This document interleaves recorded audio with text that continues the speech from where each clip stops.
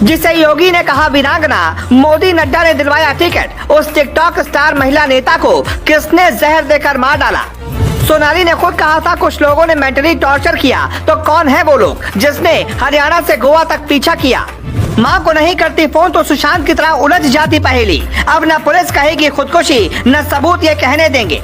TikTok से famous हुई, फिर सलमान ने बिग बॉस में बुलाया, योगी ने वीरांगना कहकर पुकारा और मोदी नड्डा ने जिसे टिकट दिलवाया, उस महिला नेता की मौत पर कई सवाल खड़े हो रहे हैं। क्योंकि सोनाली फोगाट 3 दिनों के लिए गोवा गई हुई थी। वो बीजेपी के नेता के साथ साथ मॉडल और एक्ट्रेस भी थी। वो हरियाणवी और पंजाबी म्यूजिक एल्बम्स के लिए शूटिंग करती थी। इसी सिलसिले में वो 22 अगस्त को गोवा पहुंची, जहां 3 दिनों तक गाना शूट करने के बाद उन्हें वापस अपने घर फतेहाबाद लौटना था। लेकिन किस्मत को कुछ और ही मंजूर था। पहले इन 5 सवालों पर नजर डालिए जिसने उनकी मौत को सवालों के घेरे में खड़ा कर दिया है। फिर बताते हैं सोनाली ने मौत से पहले कितना बड़ा खुलासा किया था, लेकिन किसी ने उन बातों पर ध्यान नहीं दिया। सवाल नंबर 1, सोनाली मौत से कुछ घंटे पहले तक खुश थी। इंस्टाग्राम पर वीडियो भी डाला जिसमें जीने मरने का जिक्र था। तो क्या सोनाली को पता था उनके साथ क्या होने वाला है? सवाल नंबर 2, सोनाली ने मां को जब आधी रात फोन कर बताया था कि खाने में किसी ने कुछ मिलाया है, ठीक नहीं लग रहा है, तो मां या बहन ने ये बात पुलिस तक क्यों नहीं पहुंचाई? सवाल नंबर 3, सोनाली के साथ गोवा जो टीम गाना शूट करने के लिए गई थी, क्या उनमें से किसी पर शक है? क्योंकि तब वही लोग सोनाली के सबसे ज्यादा करीब रहे होंगे।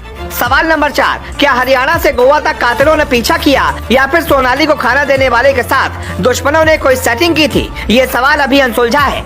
सवाल नंबर 5, 6 साल पहले सोनाली के पति की मौत पर भी ऐसे ही सवाल उठे थे, तो क्या वही लोग हैं जिन्होंने अब सोनाली के सियासत से डरकर ऐसा कदम उठाया?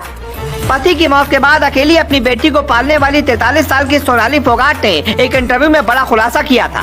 तब उन्होंने कहा था कि पति की मौत के बाद उन्हें काफी मानसिक तनाव से गुजरना पड़ा, लोगों के ताने सुनने पड़े, लोगों ने उनके अकेलेपन का फायदा उठाने की कोशिश की, लेकिन वो किसी के आगे झुकी नहीं, बल्कि लोगों के दिलों में जगह बनाती चली गयी। टिकटॉक पर वो इतना फेमस हो गयी कि बीजेपी ने उन्हें हरियाणा विधानसभा चुनाव में आदमपुर सीट से टिकट दे दिया। जहां योगी प्रचार के लिए पहुंचे तो सोनाली को वीरांगना बताया।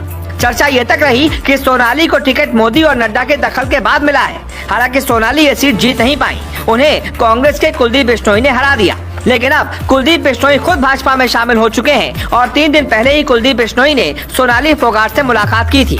कहा यह भी जा रहा है कि सोनाली फोगाट वहां से खुद चुनाव लड़ना चाहती थी, जबकि कुलदीप बिश्नोई अपने बेटे को चुनाव लड़वाना चाहते थे। इसीलिए सोनाली फोगाट की मौत के बाद लोग सोशल मीडिया पर कहने लगे हैं कि अब कुलदीप बिश्नोई का रास्ता साफ हो गया।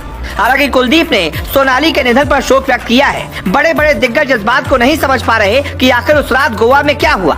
सोनाली की बहन कह रही है कि उनकी बहन को मारा गया है, जबकि अब तक यही पता चला है कि मौत हार्ट अटैक की वजह से हुई है। हालांकि पोस्टमार्टम रिपोर्ट और पुलिस की जांच के बाद ही सब कुछ साफ हो पाएगा। इसीलिए अब पुलिस सोनाली फोगाट के भूत, भविष्य और वर्तमान खंगालने में जुटी है। लोगों को डर है कि कहीं सुशांत सिंह राजपूत की मौत की तरह उलझ कर न रह जाए। इसीलिए अभी से ही सोनाली फोगाट को इंसाफ दिलाने की मांग उठने लगी है।